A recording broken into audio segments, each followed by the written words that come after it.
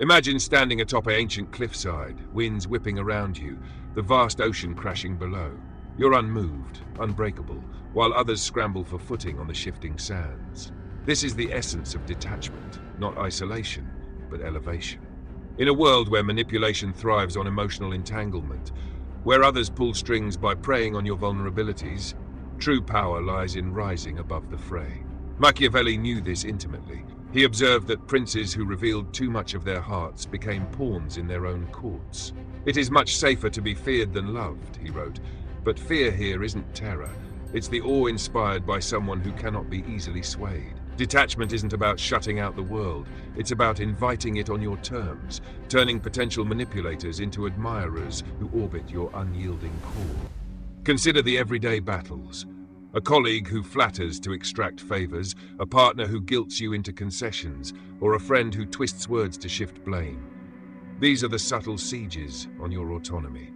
When you're too available, too responsive, you hand them the keys to your kingdom. But detachment flips the script. It transforms you into the enigma they can't decipher, the prize they yearn to understand. Start by cultivating inner silence. Not the cold void of indifference, but the profound quiet of self-assurance. When faced with provocation, pause. Let the moment stretch. Respond not with haste, but with measured wisdom. This isn't deception, it's discipline. It's recognizing that your energy is a finite resource, one to be invested wisely, not squandered on every emotional ambush. Why does this make you irresistible? Because humans are wired to pursue the unattainable. Psychologists call it the scarcity principle. We value what's rare, what's not freely given. Machiavelli echoed this in his counsel to rulers: appear accessible, but remain elusive. In practice, this means setting boundaries that feel like invitations. Share glimpses of your thoughts, not the full map. When someone probes for your weaknesses, offer strength instead. I'm focused on what's ahead, you might say, redirecting without revealing. This uplifts you, turning potential manipulation into opportunities for growth. You're no longer reacting, you're orchestrating. People begin to see you as the steady rock in a turbulent sea, drawn to your stability because it promises something greater than fleeting connections, true respect. But detachment demands practice, a forging of the spirit. Begin with small acts. Delay responses to non-urgent messages, allowing space for reflection. Observe how others fill the void with their own projections, often elevating you in their minds.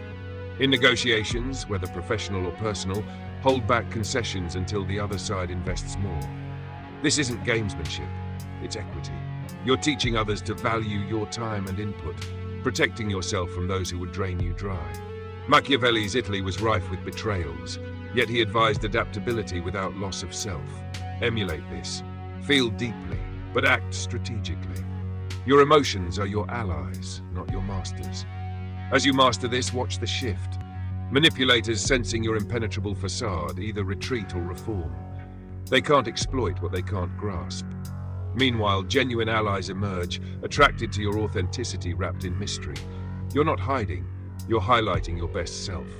Detachment liberates you from the chains of external validation, allowing you to soar. It turns vulnerability into velocity, propelling you toward horizons others only dream of. In the end, the detached soul isn't alone. It's magnetic, pulling the world into its orbit with effortless grace.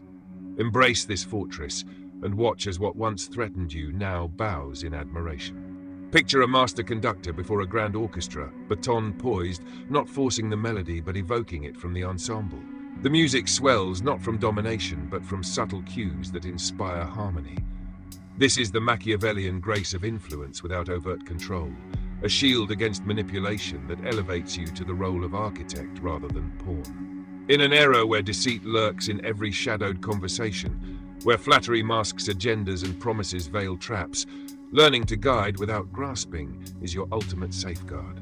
Machiavelli, ever the observer of human folly, noted that everyone sees what you appear to be, few experience what you really are. Here, appearance isn't facade, it's the strategic reveal of your inner strength, making you indispensable without ever seeming desperate. Manipulation often strikes through dependency. Others bind you with obligations, weaving webs of guilt or expectation. But the unseen hand disrupts this. It operates through presence, not pressure, being the calm center that others align to. Start by redefining engagement. Instead of pouring out affirmations, pose questions that prompt self-reflection in others.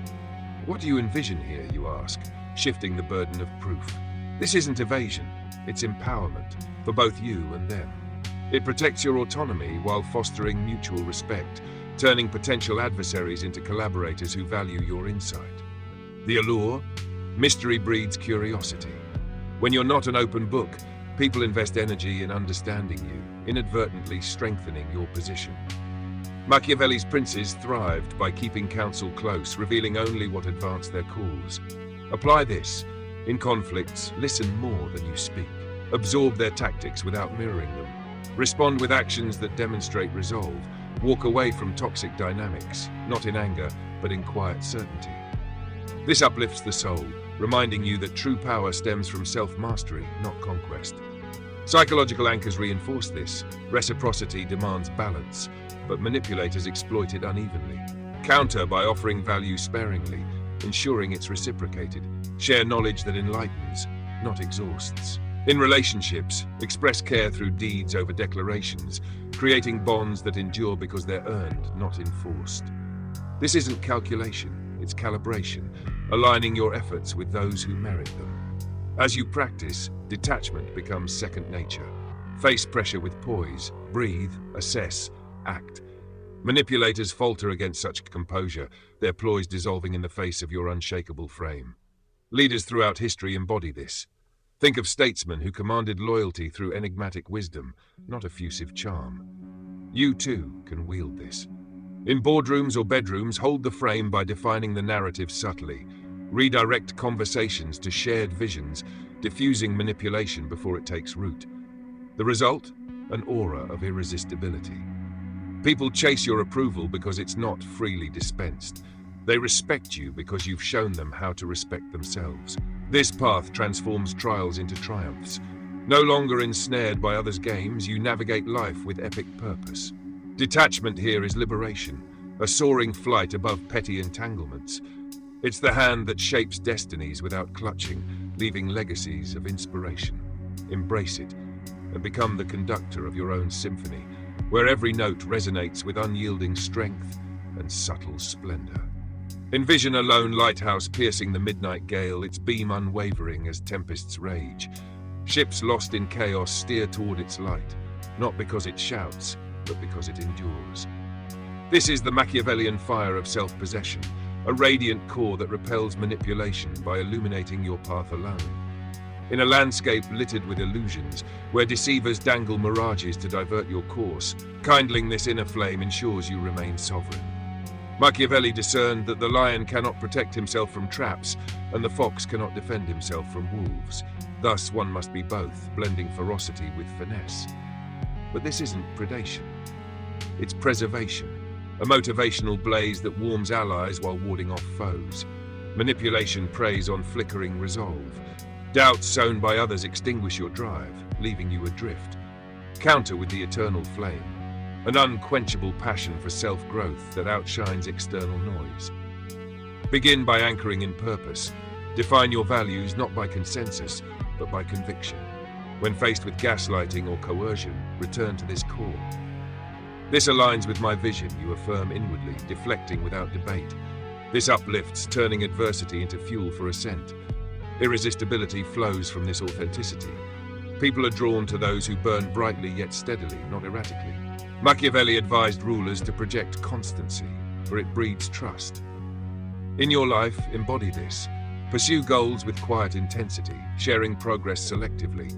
Manipulators, sensing your independence, lose leverage. They can't douse a fire they don't control. Instead, they may even fuel it, seeking to bask in its glow. Practically, fortify through rituals, daily reflections to stoke your resolve, boundaries that safeguard your energy. In interactions, employ the power of pause. Let silence speak your strength. This isn't withdrawal, it's wisdom, allowing you to discern true intentions. Psychological resilience builds here. Understand that respect is earned through self-respect, not concessions. When others push, pull back gracefully, redirecting toward mutual elevation. History's icons, think visionaries who withstood sieges of doubt, harnessed this flame. You can too. In crises, channel it to innovate, not implode. The outcome? A magnetic presence that inspires. Others admire your poise, aspiring to emulate it. Manipulation becomes obsolete against such luminosity. It evaporates in the heat of your authenticity, culminating in the flame that endures. It's an epic saga of empowerment, where protecting yourself isn't defense, it's destiny. Ignite it and illuminate worlds, becoming the beacon that guides not just yourself, but all who dare to follow.